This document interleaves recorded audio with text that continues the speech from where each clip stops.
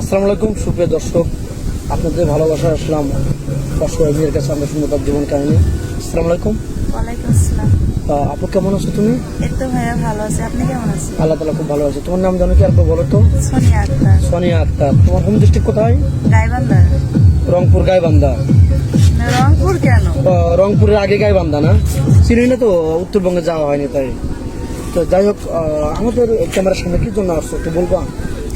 আপনাদের এখানে ক্যামেরার সামনে আসছি, আপনাদের এখানে আমার একটা বোন আসছিল আর কি, চাচাতো বোন হয়। তো এখানে ও আয়সা অনেক ভালো মনের একটা মানুষ পাইছে। তো আমিও সেই জন্য আসছি আপনাদের এখানে, যে আমি যেন একটা ভালো মনের মানুষ পাই। যাই হোক, তোমার ফ্যামিলিতে কে কে আছেন? আমার ফ্যামিলিতে মা আছে, বাবা আছে, আমরা 3টা বোন। আচ্ছা, যাই হোক, তোমার আব্বু কি করেন? বাবা বর্তমানে কিছু করে না, অসুস্থ, তো বাড়িতেই থাকে। তোমার সংসারের হালটা ধরছে কে? তোমার আম্মু? হ্যাঁ, আম্মু। তুমি পাশাপাশি কিছু করো না তো? না, না, আমি কোনো কিছু পড়াশোনা কতটুকু করেছো? ক্লাস 8। ক্লাস 8। আর তোমার বয়সটা বলছিল কত? 22 বছর। 22 বছর। তো যাই হোক, তোমাদের ভিডিও তো পাবলিক হচ্ছে, দেশ প্রবাস থেকে দেখছে।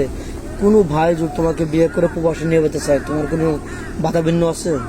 এখন আমার যখন বিয়ে হয়ে যাবে, স্বামী যেখানে যাইতে বলবো আমরা তো সেখানে যাইতে হবো না? হ্যাঁ, অবশ্যই।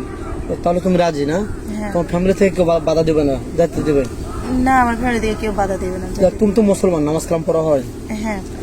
যাক, তোমার স্বামী তোমাকে বিয়ে করে যদি বাংলাদেশে রেখে যান তার বাপ মায়ের কাছে, তাদের সাথে কি বাজে রেট করবে? কেন সাথে আমি সাথে? বাজেট করব?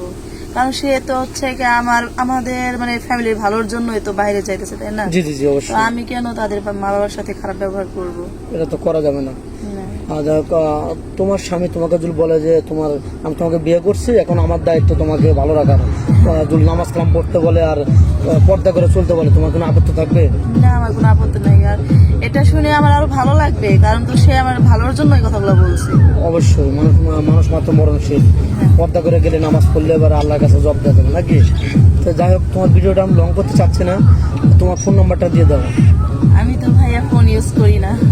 ফোন ইউজ করো না? আমার বলতে ফোন নাই না, আমার ফোন এখনো, কেন নেই তো, সেজন্য অভ্যস্ত না। আগে ছোট একটা ফোন ছিল বাটন সেট, তো ওটা হারিয়ে গেছে। ওটা তারপর আর কেন নেই? তারপর আর কেনা হয়নি। সংসারে একটু অনটন। হ্যাঁ। যাক, তোমার ভিডিও দেখে যদি কেউ তোমাকে একটা সেলাই মেশিন কিনে দিতে চায়, ছোটখাটো একটা জব দিতে চায় চাকরি করার জন্য, তুমি কি করবে?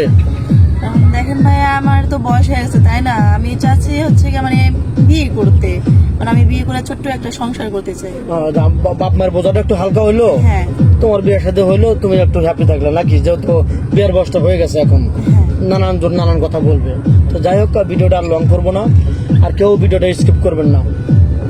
আমাদের নাম্বার দেওয়া থাকবে, মেয়েটার কোনো ফোন নেই, ইউটিউব চ্যানেল কর্তৃপক্ষের নাম্বার দেওয়া থাকবে, ভিডিও কল দিবেন না, ভিডিও কল দিলে ব্লক করতে বাধ্য হবে। সুস্থ থাকবেন, ভালো থাকবেন, মেয়েটার জন্য দোয়া করবেন। আল্লাহ হাফেজ।